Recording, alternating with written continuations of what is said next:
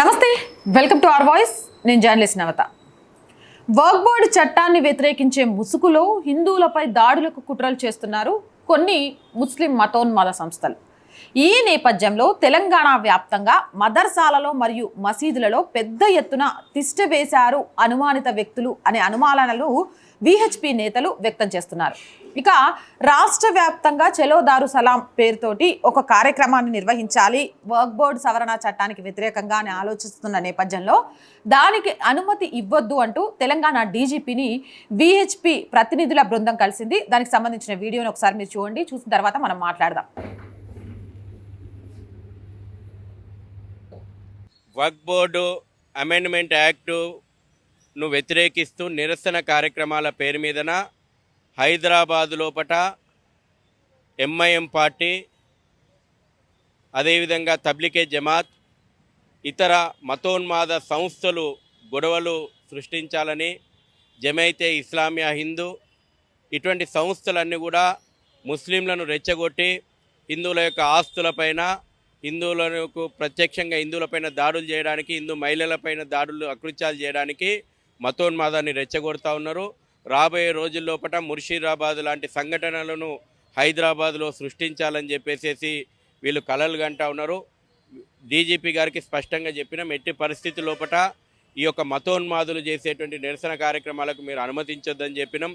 మొన్న చూసినాం 13వ తేదీ జరిగినటువంటి నిరసన కార్యక్రమం లోపట ఐసిస్ జెండాను ప్రదర్శన చేశారు.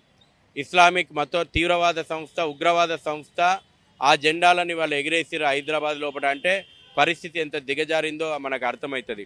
అదేవిధంగా బంగ్లాదేశీ రోహింగ్యా చొరబాటుదారులు కూడా ఇవాళ దేశంలో అనేక నగరాల లోపల గొడవలకు కారణమవుతూ ఉన్నారు. భాగ్యనగరం తెలంగాణ అడ్డాగా మారింది. ఇవాళ భాగ్యనగరం తెలంగాణ నుంచి బంగ్లాదేశీ రోహింగ్యా చొరబాటుదారులను అరెస్ట్ చేసి వెనక్కి పంపాలని కూడా చెప్పినాం. అదేవిధంగా ఓవైసీ ఇవాళ తానే ముస్లింలకు టేకేదార్ అన్నట్టు ఇవాళ మతోన్మాదాన్ని రెచ్చగొట్టి గొడవలు చేయాలని ప్లాన్ చేస్తూ ఉన్నాడు. మేము చెప్తా ఉన్నాము, మొట్టమొదటి పెద్ద దొంగ, గజ దొంగ వక్ఫ్ బోర్డులను కాజేసింది ఓవైసీనే. నీ ముత్తాత ఓవైసీ ముత్తాత కాడికెళ్ళి మొదలు పెడితే ఓవైసీ వరకు లక్షల కోట్ల రూపాయల వక్ఫ్ బోర్డు ఆస్తులను కబ్జా చేసి అన్యాక్రాంతం చేసిన చరిత్ర ఎంఐఎం పార్టీ కుటుంబానిది, ఓవైసీ కుటుంబానిది, ఎంఐఎం పార్టీ ఎమ్మెల్యేలది, ఎంపీలది.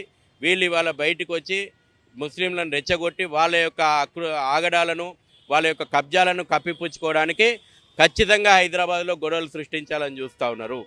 ఇవాళ నీకు చిత్తశుద్ధి ఉంటే సిబిఐ ఎంక్వైరీ అడుగు. నువ్వు మొట్టమొదటి ఎంత గజ దొంగవో తేలుతుంది ప్రజలకు. కాబట్టి ఓవైసీ గొడవలు సృష్టించాలని చెప్పి చాలా స్పష్టంగా ఆయన రెచ్చగొట్టేటువంటి ప్రకటనలు అర్థమవుతూ ఉన్నాయి. సృష్టించాలని కూడా చూస్తున్నాడు. ఎందుకంటే పెద్ద దొంగ ఓవైసీనే వక్ఫ్ బోర్డు ఆస్తులను దొబ్బేసింది. కాబట్టి హైదరాబాద్లో గొడవలు అయితే తన యొక్క అకృత్యాలు కప్పిపుచ్చుకోవచ్చు అనేటువంటి ప్రయత్నం చేస్తున్నాడు. ఈ విషయం కూడా డీజీపీ గారికి మేము స్పష్టంగా చెప్పినాం. ఎట్టి పరిస్థితుల్లో ఈ నిరసన కార్యక్రమాలకు ముస్లిం మతోన్మాద సంస్థలకు అనుమతి ఇవ్వద్దు. రైట్, చూసారు కదా వీడియో. ముస్లిం మతోన్మాద సంస్థలకు నిరసన కార్యక్రమాలకు అనుమతిని ఇవ్వద్దు అంటూ కోరారు. లక్షల కోట్ల వర్క్ ఆస్తులను కాజేసింది ఓవైసీ కుటుంబం. హైదరాబాద్లో మత ఘర్షణలను సృష్టించాలని ప్రయత్నిస్తుంది అనే విషయాన్ని కూడా చెప్పారు. ఈ విషయాన్ని చెప్పింది విహెచ్పినే కాదు, గతంలో కూడా కొందరు వర్క్కి సంబంధించి ఇంత పెద్ద ఎత్తున అసదుద్దీన్ ఓవైసీ వ్యతిరేకించడానికి కారణం, అసదుద్దీన్ ఓవైసీకి సంబంధించిన కాలేజీలు, ఇల్లు, కొన్ని ఆస్తులు వర్క్ భూముల్లోనే ఉన్నాయి. ఆ వర్క్ అనేది కొందరి కబంధ హస్తాల్లో ఉండి ఎలాంటి దీనికి సంబంధించి ఆడిట్లు గినక లేకుండా ఉంటేనే వీళ్ళ ఆటలు సాగుతాయని ఇలా చేస్తున్నారు అంటూ కొందరు ముస్లింలు కూడా ఈ విషయాన్ని చెప్పడం సోషల్ మీడియాలో మనం చూసాం.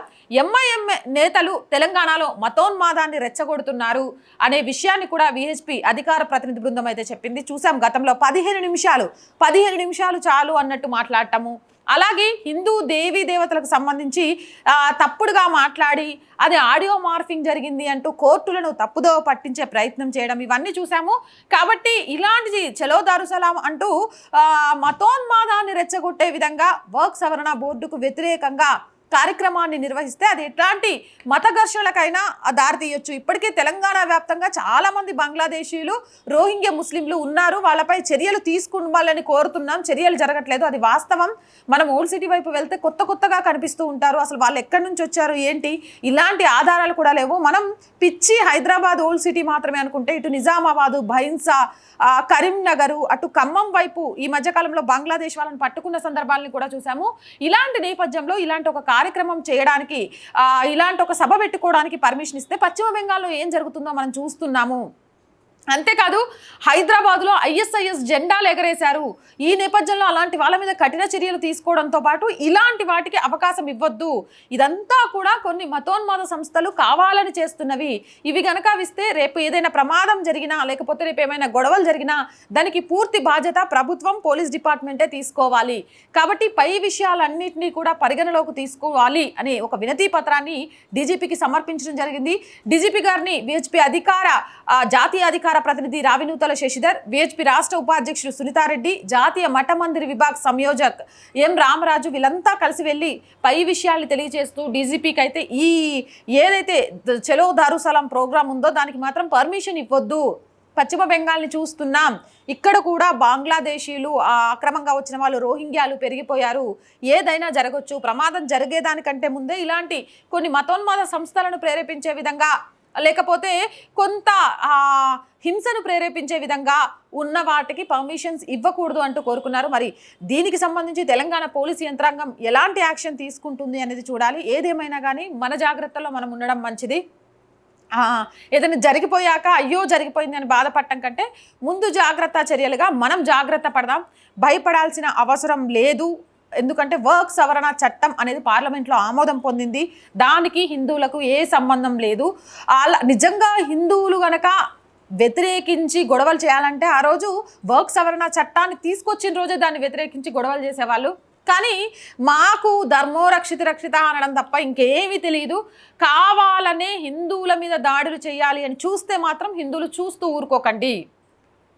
ఖచ్చితంగా చట్టాన్ని మీ చేతుల్లోకి తీసుకోమని నేను చెప్పట్లేదు, కానీ చట్టపరంగా వాళ్ళకు బుద్ధి చెప్పే విధంగా చూడండి. ఇండ్లలోకి వచ్చి ఎవరైనా గొడవ చేయాలని చూస్తే ఇంట్లో ఉన్న కారపొడులను అయితే జాగ్రత్తగా ఆడవాళ్ళు దగ్గర పెట్టుకోండి.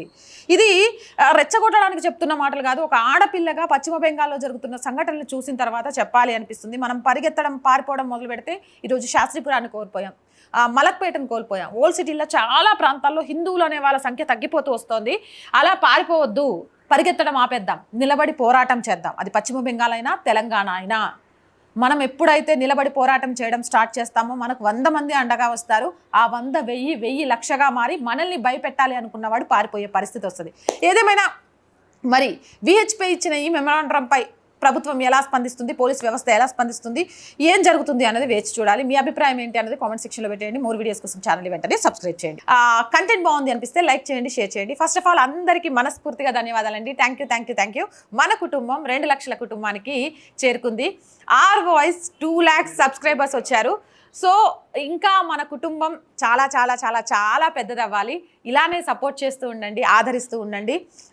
మీకు తెలిసిన ప్రతి ఒక్కరితో ఛానల్ని సబ్స్క్రైబ్ చేస్తూ ఉండండి. అలాగే ఆర్థికంగా Our Voiceకి చేతగా నిలవండి. 2 లక్షల సబ్స్క్రైబర్స్కి రీచ్ అయిపోయాం. ఇంత పెద్ద కుటుంబం ఉన్నప్పుడు ఆ కుటుంబాన్ని కలవాలి అని నాకు అనిపిస్తుంది కదా.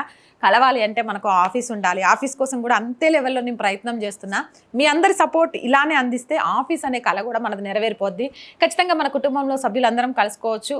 ఇంకా ఎలాంటి విషయాల మీద మనం పోరాటం చేస్తే బాగుంటుంది అనే విషయాల్ని కూడా చర్చించవచ్చు. సో ఆర్థికంగా Our Voiceకి చేతగా నిలవండి. ఆర్థికంగా సపోర్ట్ చేయాలంటే సబ్స్క్రిప్షన్ పక్కనే జాయిన్ అనే బటన్ ఉంటుంది. 1 to 5 లెవెల్స్ ఉంటాయి. ఏదో ఒక లెవెల్లో సపోర్ట్ చేయండి. లేదా స్క్రీన్ మీద గూగుల్ పే, ఫోన్పేతో పాటు అకౌంట్ డీటెయిల్స్ కూడా ఉంటాయి. మీకు తోచిన సహాయాన్ని అందించవచ్చు. వ్యాపార ప్రకటనల కోసం 8328500576 నెంబర్ని సంప్రదించండి. మళ్ళీ చెప్తున్నామండి, ఖచ్చితంగా మీరు చాలా ఛానల్స్కి యాడ్స్ ఇచ్చి ఉంటారు కదా, అంతకంటే మంచి వ్యూవర్షిప్ మన ఛానల్లో ఉంటుందండి. సో ప్లీజ్ యాడ్స్ ద్వారా Our Voiceకి సపోర్ట్గా నిలవండి. ప్రజా సమస్య ఏదైనా మీ గొంతుకను మా గొంతుకగా వినిపిస్తాం. 8328500576 నెంబర్కి వాట్సాప్ ద్వారా తెలియజేయండి. జై హింద్, జై భారత్.